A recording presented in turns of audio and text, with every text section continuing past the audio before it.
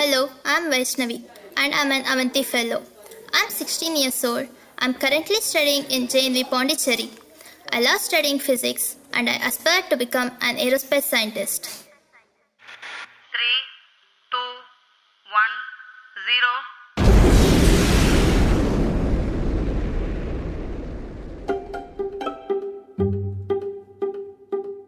1, 0. Welcome to Avanti, a show where incredible women who are at the top of their fields share the obstacles they had to overcome to get there.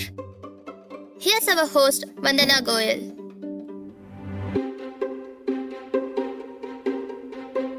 Jyoti Chopra is the daughter of first-generation immigrants and the oldest of 3 sisters. She grew up as a latchkey kid in northwest London, where her father rarely missed a day of work and her mother sometimes did 2 jobs. According to Jyoti, she says she grew up in, I quote, a very modest, simple, lower-middle-class family. This is probably why Jyoti Chopra has never met a challenge she hasn't overcome. Whether it was working at the United Nations while finishing her degree, making the switch and entering the world of finance with Merrill Lynch, or even packing everything up and moving to Las Vegas, where she currently works as Senior Vice President and Chief People, Inclusion, and Sustainability Officer for MGM Resorts International.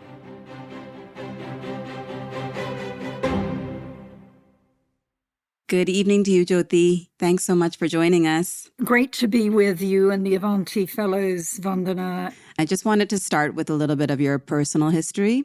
And if you could just share who you were as a young girl and what was one thing about you that you feel has never changed? I was incredibly shy, quite introverted. I was the child that would sit in the back of the classroom in a quiet corner and only speak when somebody came and spoke to me. But I was always very curious, and I think that that's something that has not changed. I loved reading and would always be in the library looking around for a new book to pick up and read. I'd say a lifelong interest in learning and a curiosity for the world around me. It's interesting that you call yourself as shy when you're the chief of people of a gigantic company now. So how does that play out for you? It's been a journey, I would say, through my life in terms of evolving and going from being an I introvert to perhaps more of an E extrovert. But I would attribute that largely to my professional work experiences that I think shaped a lot of the woman that I've become today. I wanted to back up a little bit and start from the beginning. One thing that struck me is that you've lived the life of an immigrant twice over. First, as the daughter of immigrants to the UK as a baby, and then yourself as a young adult in the United States, where you continue to live. So how did this experience of migration shape you? Yeah, it's a really important question because part of who we all are and what shapes us is our background, our upbringing, and the environment that we're part of. I was born and raised in London, England, and for the first 18 years of my life, the British environment coupled with the Indian immigrant experience, largely through my parents, the value system that really I grew up around was one of simplicity, deep integrity, hard work, and a big focus on education from the onset. I went to school at the age of 3.5. My parents always wanted to know how I did on tests and would scrutinize my report cards. And so I sort of grew up with this sense of responsibility and, in a way, a sense of duty for having to pay back the sacrifices that my parents made by doing well in school. You talk about the role your parents played in shaping your work ethic, right? And the interesting piece to me is that when you got a little bit older and you were doing well in school and you had the opportunity to sit for the Oxbridge exams, and then it never happened. Yeah, a really important inflection point in my life. I had left high school at 16 and transferred into a sixth form college to do my advanced levels. And I was admitted to read and study English literature, law, and economics. And I was a pretty strong student academically, and probably about 6 weeks into the program, I got summoned one day by one of the senior deans at the school. I went into her office and she said, we'd like to talk to you and we'd like to encourage you to apply for the Oxbridge exams. And we think you've got the potential to study at Oxford or Cambridge. But what it means is you'd have to take on one more course because the competitive requirement was 4 advanced levels, not 3. And I remember going home that day and I was incredibly excited. I didn't really know the full implications of it, but the thought of going to Oxford or Cambridge and somebody seeing the potential in me 6 weeks or so into a new sixth form college was exciting. But when I got home and spoke to my parents, they were not as enthusiastic. They saw it as increased workload, and it would mean that I would have to go away from home and be in dorms and residence outside of London. And my parents were very traditional and conservative, and, their view was that as soon as I got to 18, it would be time for me to get married and then shortly afterwards have a family. It discouraged me, and I did not take on the extra A-level, and I did not pursue the academic requirements for the Oxbridge exams.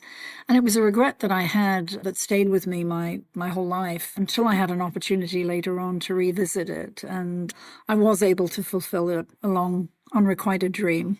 I guess what you decided is that if I can't go to Oxbridge, then I'm going to go to New York City. So can you share with us a little bit about what gave you the courage to move to the United States, to one of the biggest cities in the world by yourself? I arrived in the U.S. initially. It was on what was intended to be a short trip. And I was getting ready to go off to university and to read law at a much closer university to home. And a friend of mine was working at the United Nations, and serendipitously, we were having a conversation, and she told me about these short-term assignments that opened up to work for the UN General Assembly. And so out of a sense of adventure, I went off with her to the recruitment office and I filled in an application form, sat some exams. And to my surprise, I got called in for an interview and I went. And it was in the Department of Public Information in the main UN Secretariat building. And the moment I walked into that building, I didn't know what the outcomes were going to be, but I remember just feeling this sense of belonging, that I need to be here. I want to work here. This is going to be an incredible experience. And so I went in, I had the interview and was offered the job. And so, I ended up taking the assignment and deferring my university admission. I had a full-time job at the UN over time and then enrolled at university part-time, paid for my own education, and I was going to school 3 nights a week, studying at the weekends. Any free time I had, I was finishing my degree. I finished my bachelor's in about 2.5 years. When I look back, I sometimes say, how on earth did I do it? But you just find the time and the capacity, and if it's important to you, you make it happen. And I think grit and tenacity and sheer determination was what fueled me. You don't seem to need a lot of sleep. That's for sure. I actually need 7 to 8 hours of sleep, and I try to get 7 to 8 hours. But I'm just imagining you actually as a young woman from the UK and walking into such an iconic building like the United Nations. And you worked there at a time during 2 significant conflicts of the world, the Balkan conflict, the Rwandan genocide. And you witnessed or heard about intimately the details of atrocities being committed against women and girls during that time. How did working there affect you and shape what you wanted to do, who you wanted to become? It was profound. I don't think there's anything that prepares you for work of that nature.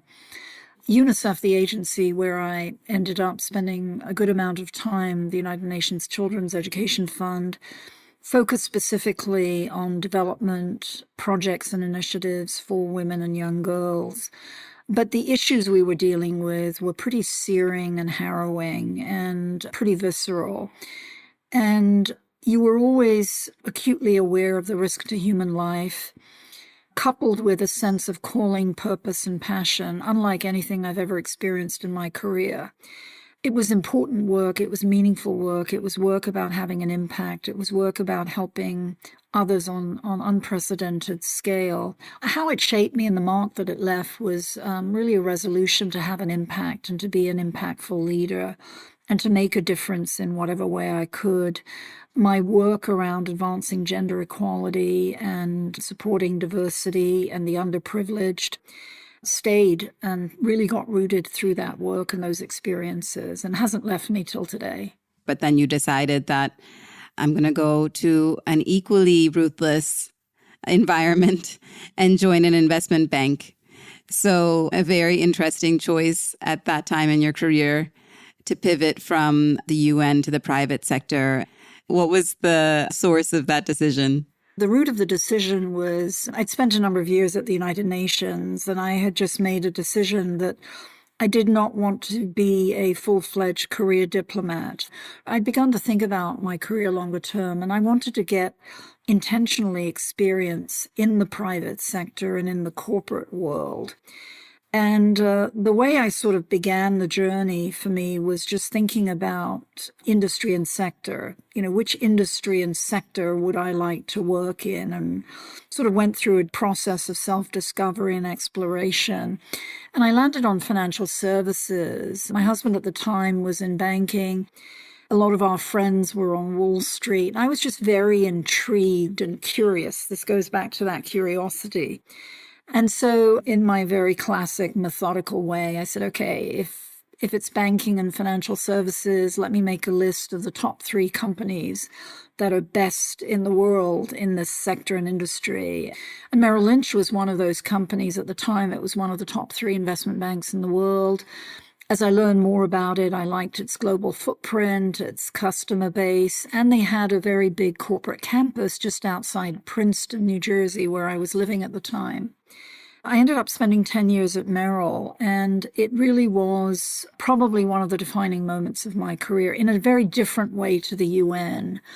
Yes, it was very male-dominated, but it was also exciting and fast-paced and hard-charging and innovative. The amount of innovation that happened in incredibly short periods of time. And, being a curious person who likes learning, I just immersed myself in learning. So I would stay late after work and spend a couple of hours reading everything I could get my hands on, picking up the brochures in the hallway so I could understand the products and services that Merrill offered and the customer base. I'd go find people and talk to them. I'd ask lots of questions, all to help build my knowledge of the industry and the company that I was working for. So today, women constitute 17% on average, of the workforce in investment banking. So I can't imagine the percentage was higher when you were there. You spoke very casually about how it was a male-dominant environment. You were both a young woman and a South Asian woman. Did you have any one experience where you were acutely aware of that? Was there ever a time when you felt like, I can't do this? The odds are stacked against me. Many times. But you somehow find the grit and resilience to say, okay, I've got to figure this out. And a great example was about 9 or 10 months after I arrived at Merrill, there was a big restructuring and reorganization. And out of the blue, one of the senior leaders asked me to come and have lunch with him.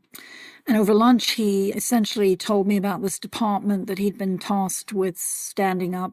He wanted me to come and join his team and to spearhead all of the communications and leadership messaging. And I remember looking at him and saying, I have no experience in this area. I can't do this job. And he looked at me and he said to me, Jyoti, you can be anything you choose to be. You can do this job. And I went home that night and I thought about it and I said, if he's got the power and the conviction, he's obviously done his homework, he'd looked at my background and he felt I had the capability to do it. I'm going to do it.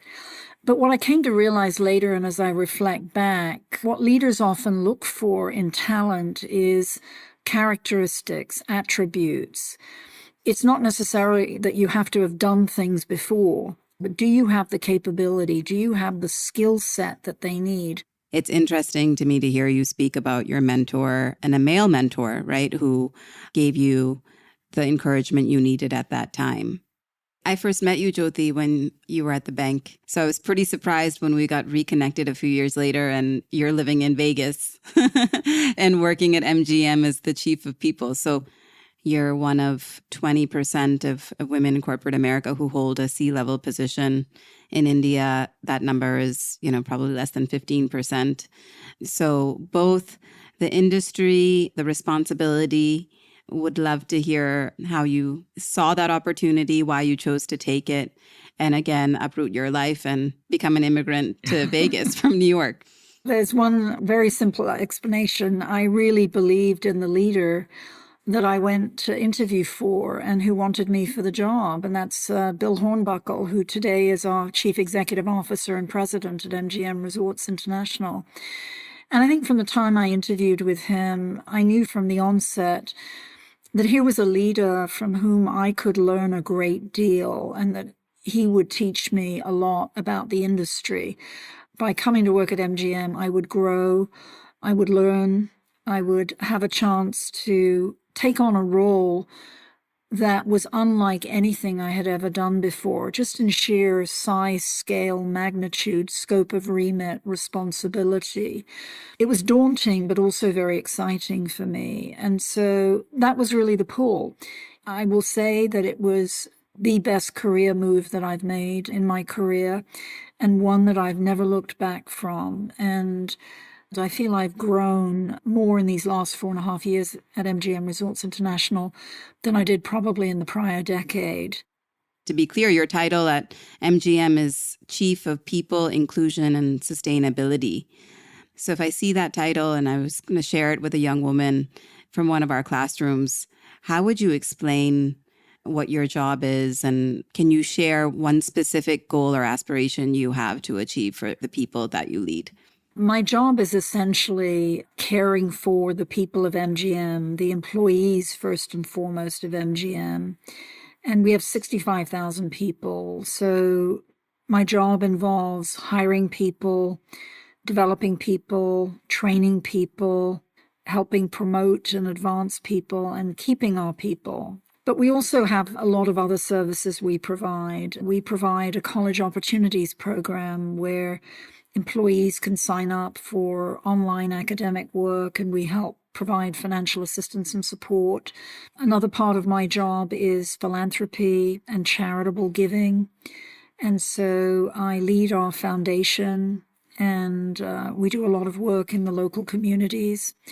We focus on food and feeding programs, workforce development and skills building, education programs. We work with a lot of charities around the country.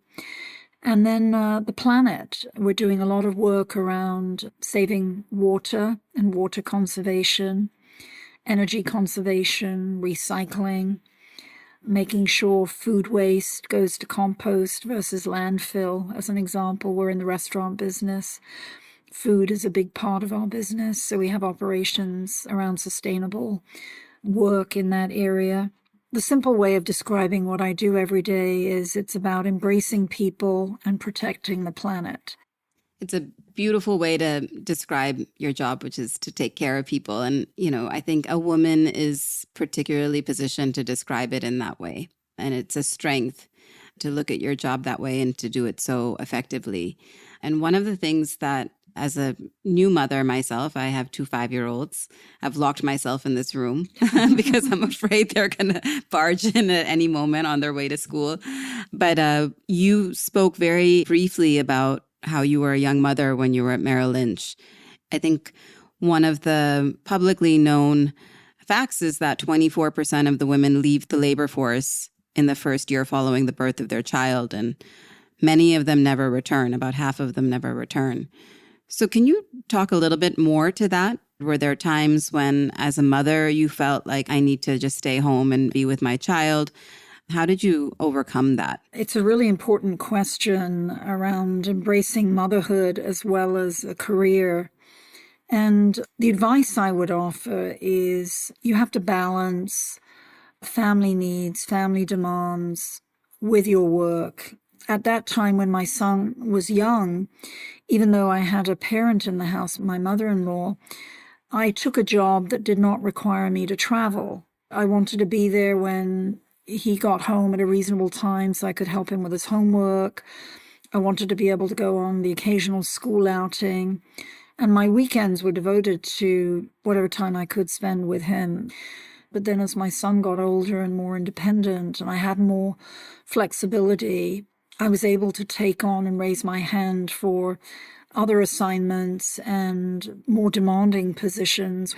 My advice would be to young people who are thinking about careers and particularly motherhood is embrace motherhood, embrace growing your family, because that window in your life is a short window. Your career in today's world can go on into your 70s. And so you have an arc of a career of 50 years. And in that 50-year period, potentially you can have multiple reinventions and you can take on different types of jobs, invest in the family first and foremost, and the career can follow. One of the messages that I try to give our students in our classrooms is that motherhood and taking care of your family is a beautiful thing. But I also say it's really, really important that you work and that you go back to work after each of these moments in your life. And I tell them that I'm standing here in front of you. That means I'm not home with my kids. And what does it take to take care of them in my absence, right? My husband steps up. I have help at home. But one of the reasons that I continue to work, one is because I love it. It's my passion. But the second is because it's really important to me to be financially independent and to have that power in my hands.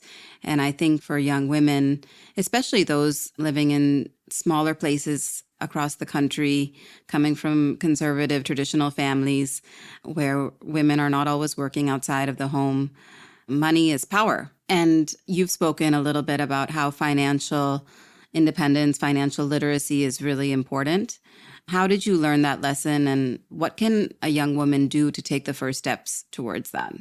It's a really important concept, and I'm really glad we're diving into it because it's a topic I feel very passionate about.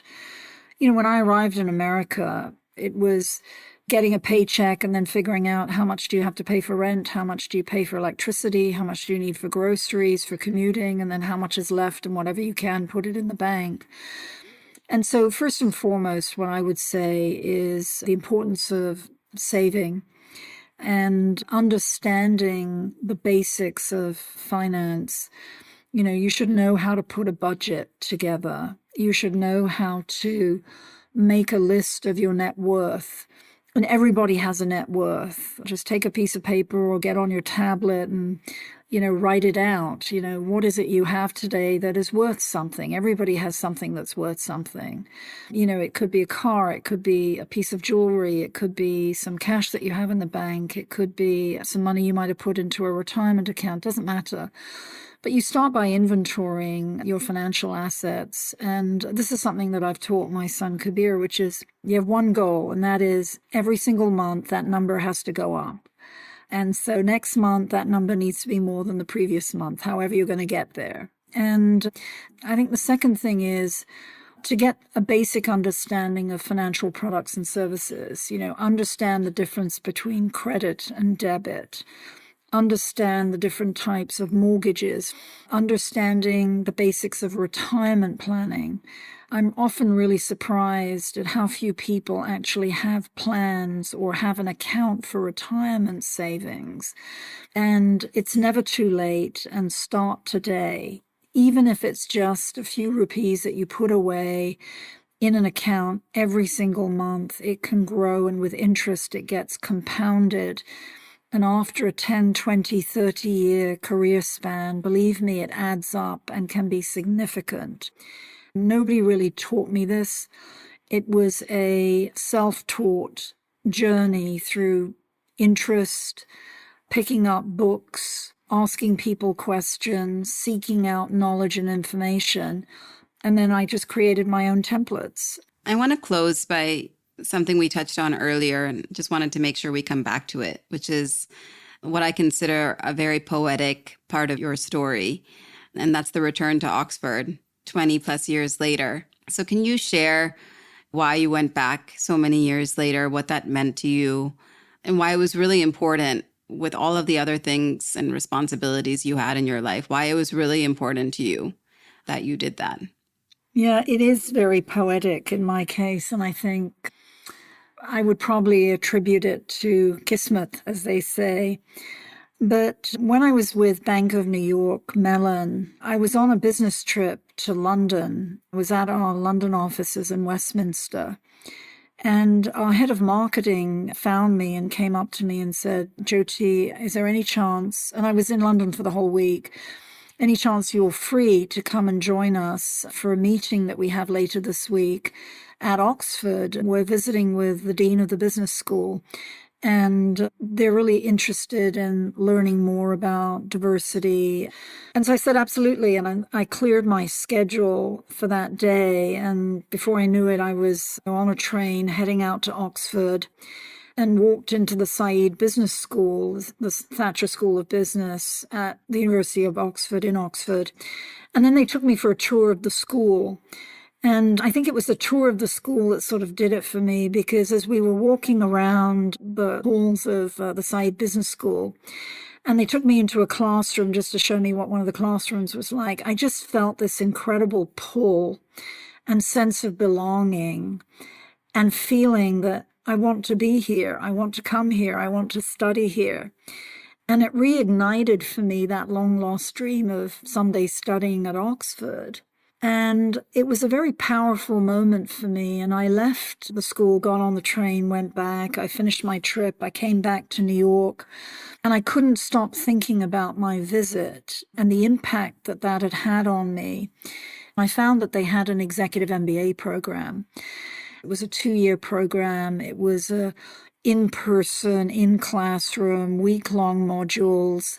It was 17 modules. Several of the modules were taught overseas. And I remember sort of closing my tablet saying, this is it. This is the program I'm going to apply to.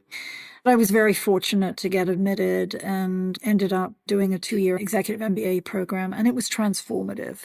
2 of the hardest years of my life, the most academic rigor I have ever undertaken. And I got through it. I don't know how, but I did. I don't think you think about hard in the same way that other people do. It was hard. I had to relearn mathematics. I had to relearn algebra. I got a tutor. I cannot imagine. I found a tutor to reteach me maths. And you have to have the humility to learn it also at a later age, and to say, I need to go back to being a student in the classroom. That's also an incredible quality, and points back to what you said, which is you've always wanted to learn. And I think you've had just such a range of experiences as a human being. I mean, just such a privilege to know you, Jyoti, and thank you so much for sharing so much of yourself with us.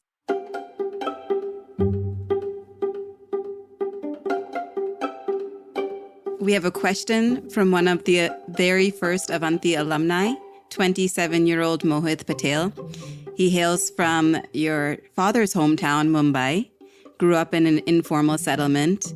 Avanti discovered him in a low-cost private school in the city, made his way to the Indian Institute of Technology in Bombay, and is currently pursuing his MBA at the Kellogg School of Management at Northwestern, with plans to join the investment bank Baird in Chicago upon graduation. Wow.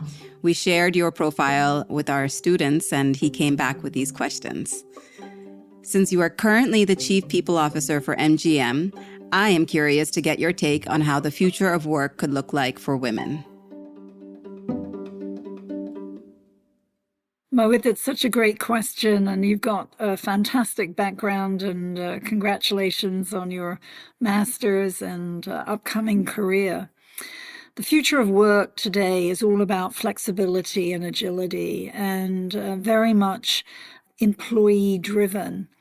Globally, there are different demographics in various countries, but I do believe that at the moment, it's the employee that has the power and the opportunity to shape how and where they want to work and choose to work. And so I think about it in terms of employee empowerment. And as people enter the workforce and look for opportunities, it's very much about the experiences, and what you're going to get from the position that you're in. And particularly for women and girls, I would say this is your time, this is your era. You can be anything you choose to be. So pursue your dreams, soar to the highest of heights, and explore the range of career options and learning modalities along the way. Thanks so much to Jyoti Chopra for being on the show.